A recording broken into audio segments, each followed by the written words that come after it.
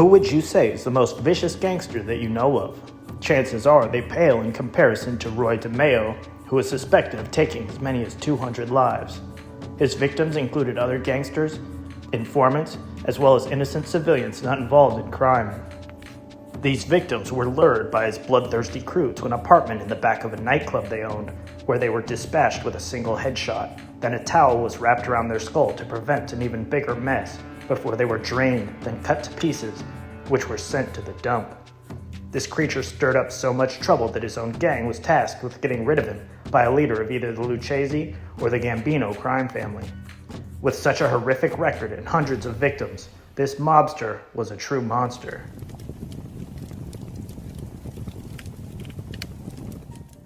Roy DeMeo was born on September 7, 1940 in New York City. Throughout this decade, the Mafia was actively building a new income base through Las Vegas casinos. His childhood was not easy. His parents had immigrated from Italy and were not wealthy, his father providing for his wife and 5 children by working as a laundry delivery man. In 1951, when Roy was only 11, his older brother who had protected him from bullies became a casualty of the Korean War at only 20 years old.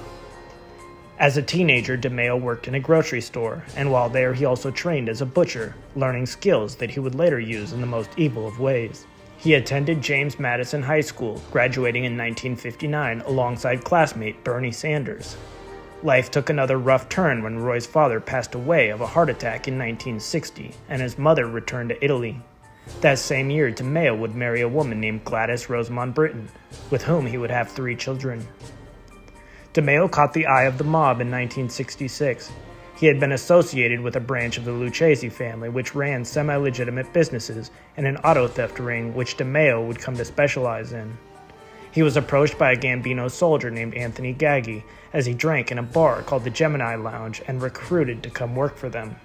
Roy would get involved with loan sharking with Gaggi and also put together his own crew to steal cars. The first to be recruited to this ring was a 16-year-old named Chris Rosenberg. He had seen the youth selling marijuana and helped him develop the business with loans so he could buy bigger packages and get a lower price. DeMeo would recruit others into his operation, including several of Rosenberg's friends.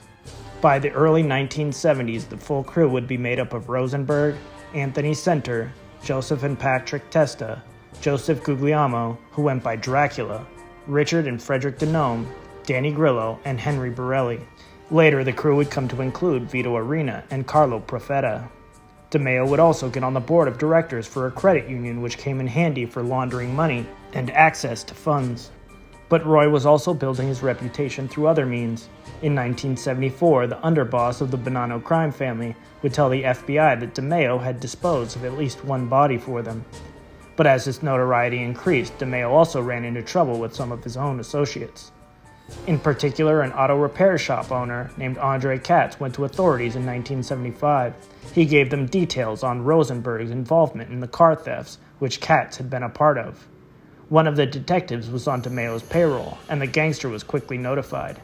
A young woman was recruited in the plot to neutralize the threat to Roy and his criminal enterprise. On June 13th of 1975, DeMeo's crew used her to lure Katz to an apartment. Instead of a date, he was kidnapped by the gang. They took him to Queens, where he was stabbed repeatedly before using a compactor to crush his head, then wrapped in plastic and left in a dumpster.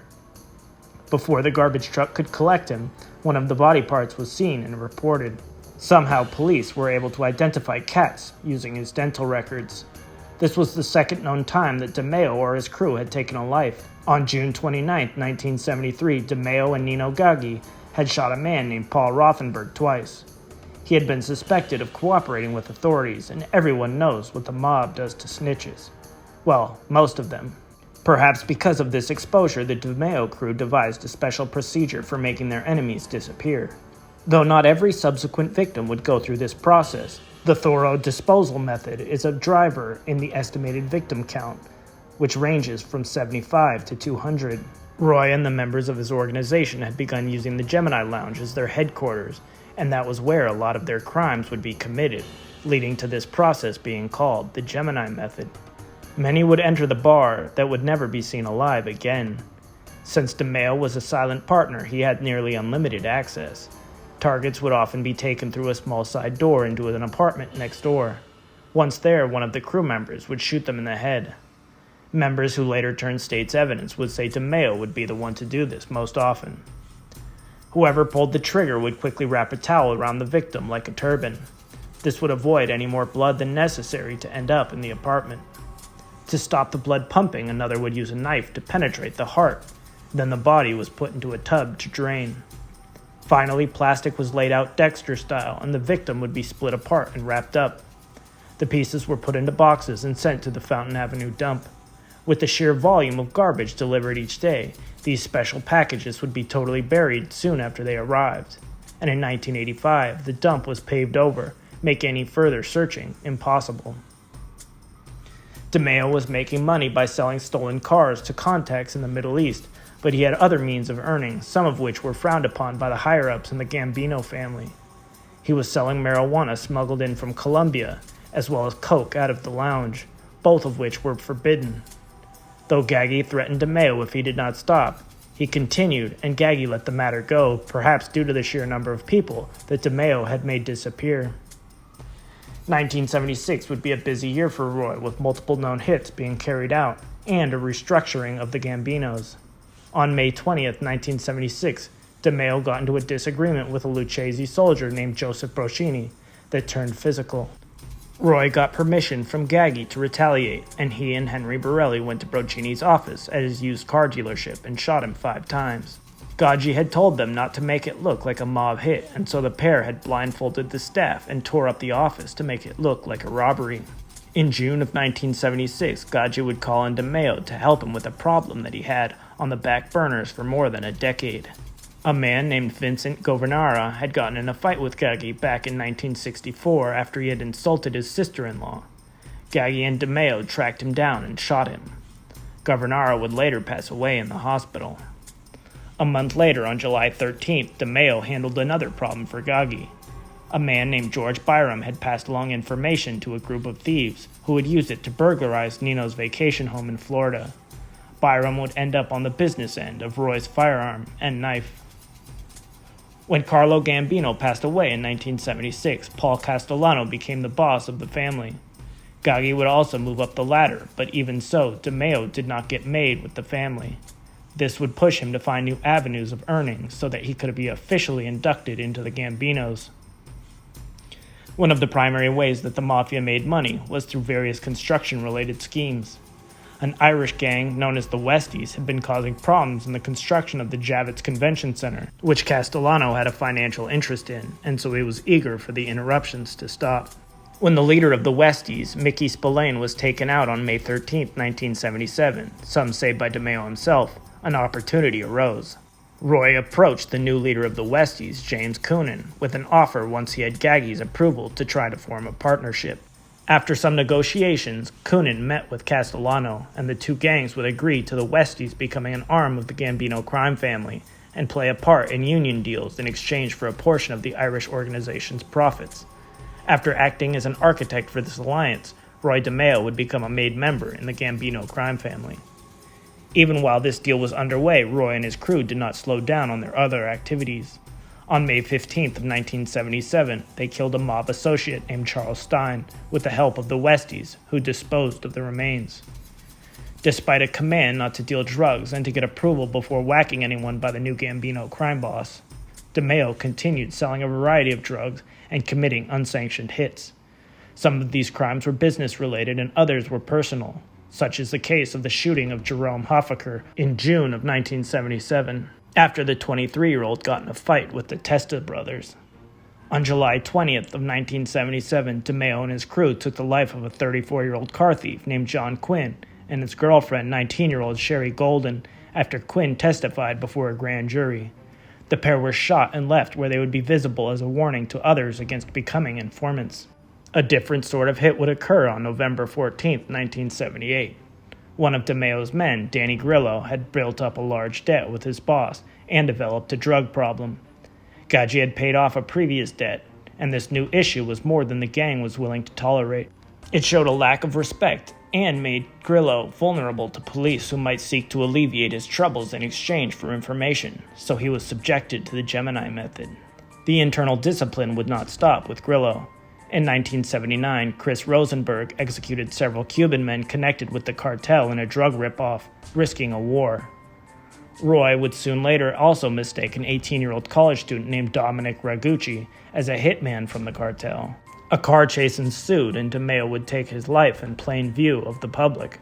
This would not only cause problems with the Gambinos, but also with his own family, as after he had taken his wife and kids out of town to wait for the heat to die down, giving his wife an idea of what he actually did for a living.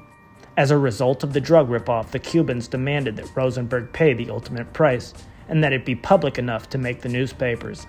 So DeMeo executed the first member of his crew and left him in a car on the side of the road in Queens. It was said that this crime affected Roy deeply, and he spent several weeks hiding out in a safe house near Times Square. In 1979, there was an internal conflict within the Gambino crew that Nino Gaggi ran. Two members of the Ippolito family who were related to a corrupt cop who smoothed legal problems for the mob accused Gaggi and DeMeo of drug dealing, which was forbidden. But Paul Castellano sided with his close associate Nino, and the Ippolitos were dispatched. But the hit did not go smoothly. A witness named Patrick Penny reported the shooting, and police were soon on the scene. Nino would get into a shootout with them and wind up being arrested after taking a gunshot wound to the neck. Through corrupt legal wrangling, Gaggi would have the charges reduced from murder and attempted murder of a law enforcement officer to assault, and received only 5 to 15 years in prison for the crime. Penny would testify against him, and would be shot for his trouble soon after by DeMeo. The 1980s saw more heat on DeMeo's car theft ring, and one of his warehouses was raided in the summer of 1980, with Henry Borelli and Frank Dinome being arrested. This investigation would later implicate Paul Castellano, and he wanted to get rid of his DeMeo problem. The FBI was investigating the large number of people who had disappeared around Roy, adding to the pressure on the Gambinos.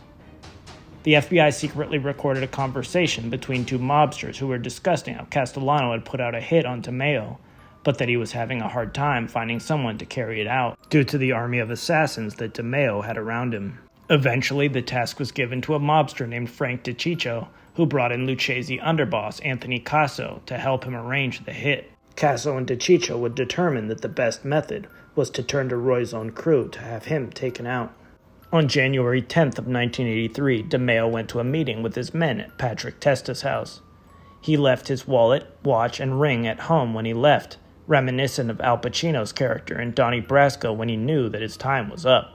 And indeed, when he arrived at Patrick Testa's home, Anthony Center and Joseph Testa were waiting for him.